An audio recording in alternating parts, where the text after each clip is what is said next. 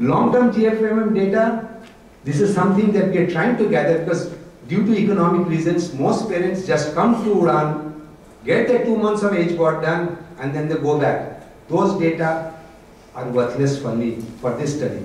It is only those children who remain with us, I can only use their data. So that is why in the 9 years that we have been doing this study, I have got only about 150 odd kids. And if you add the 110 of the McGill study, this is a 250 kid data, but it's still the biggest data we have.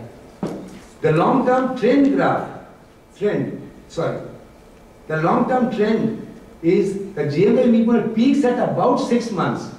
So many children are still under follow-up and the curve is still going up. The cognitive improvement is permanent. There is no regression that we have seen in long term. But if the children neglect the standard therapy, there is some spasticity and bending at the limbs.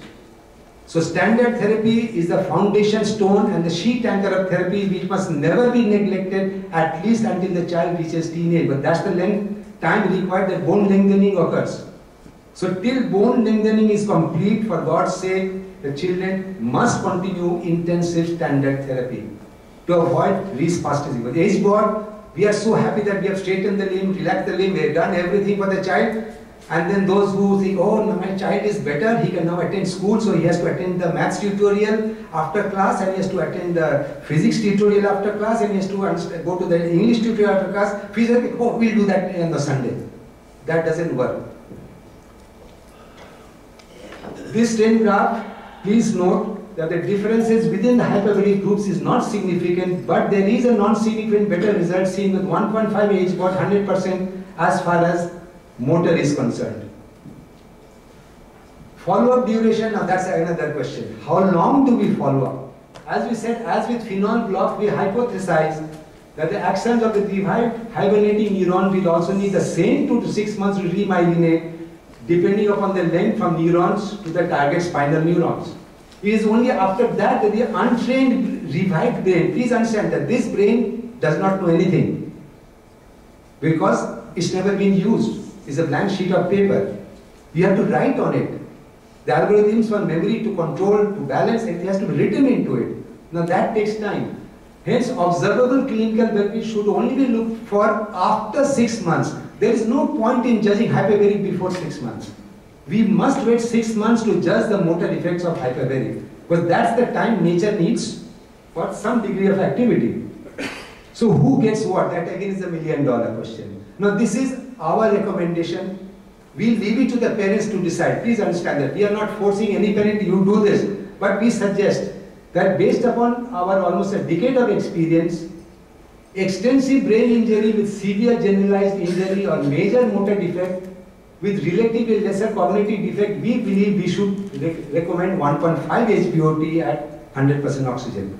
Whereas major cognitive defect with lesser motor defect, does that include autism? I don't know. I haven't started this study, but we are going to start that. Kids with few episodes of minor epilepsy, tic, spasm, all that, not the grand mal type, or controlled eosinophilic bronchitis, very common due to pollution. There we have a problem. We prefer the safer, cheaper, equally effective, low pressure. So this is what we recommend. And then we tell the parents, you choose what you want. Because as a trustee, I don't get paid. We are a charitable organization. We work on a no profit, no loss basis. It's for you to, what you choose, you get. The conclusions are that a true follower of science must keep an open mind. I get tired of people saying, no, don't do this, no, don't do that. Have you done a control study? On what are you basing your opinion? Don't tell me they say. Who is they? They is somebody who in the history of humankind has never been defined. Really? Nobody is defined they. Don't say they. Say, I have done this. Okay, now you talk. If somebody says, I have done this versus this and this is my conclusion, I am ready to listen. So please don't talk unless you have done an actual study of that long-term follow-up that we have done. Now you talk to me. And I am honest, I don't have all the answers. I am giving 9 years of experience. I am not here to tell you, get a definite idea that this is what you do, this is what. I am just showing you our experience. And from this experience and pooling this with your data, let the world body of hyperbaric therapists come to a better understanding of what, where. It's not for everybody. It's not a panacea for everything. There are selected children with anoxic brain lesions who should get hyperbaric, not CP. Brain injured children with anoxic lesions can be benefited by hyperbaric. It's a generic medicine for a generic pathology.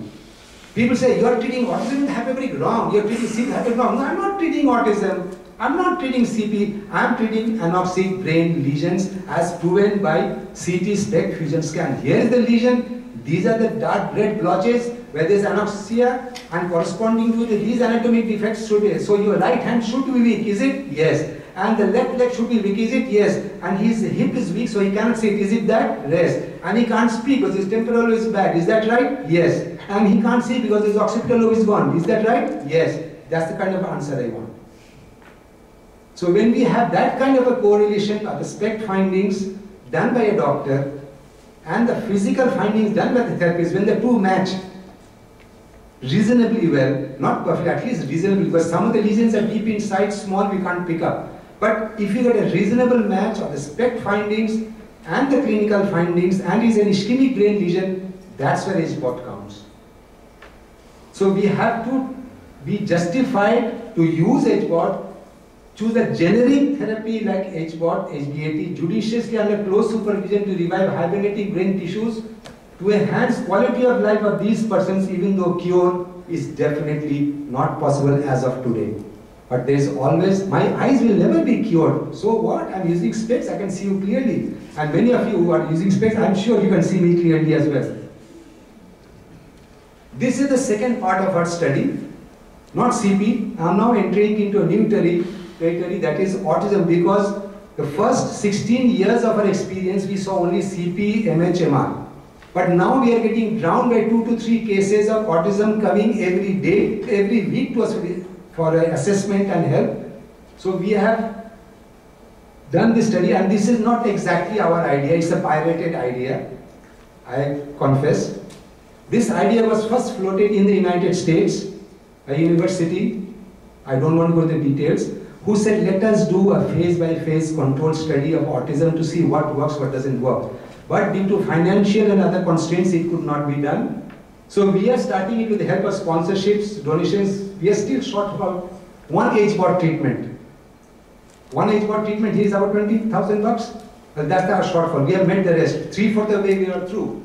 Some government grants and subsidized payment by parents on a non-profit basis.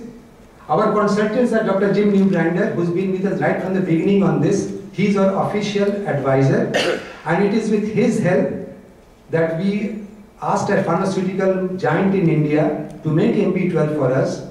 They put 4 PhDs on the job, and we have landed up with an MB12 preparation, preservative-free, non-toxinic, with an 18-month shelf life, where the pharmacies here make MB12 with a 4-month shelf life. We have reached 18 months. And we have also got DMPS oral made. Now I know that's against the DAN protocol. DAN protocol is held into an IV. But please remember, I am from India, where diarrhea, dysentery is the rule and not the exception. The kids that I treat very often fall sick with diarrhea, dysentery and bronchitis due to pollution. I need their veins for intravenous therapy. So if I am going to puncture them and sclerose them with intravenous therapy, what will I do when that kid is admitted to the hospital? I want to preserve the small amount of veins left in the kids for life-saving procedures. Secondly, DMPS was used 2 decades ago in India, because one district due to industrial pollution got a severe minor endemicity of arsenic poisoning. The government of India used DMPS oral capsules to treat that safely, successfully. The only little problem was those who were slightly zinc deficient developed zinc deficiency. There was no other metal problems. So I was in touch with Professor D.N. Majumdar, who had done that study. He said, this is what you use because this has been approved by Government of India. Government of India did this study. So if you want to start, you start with oral and later on you can go to hard stuff. But start with what is the known level before venturing into the unknown. So we are going to use oral DMPS. I know it's only 40% absorbed, but hey, I'm saving the veins. I need that more.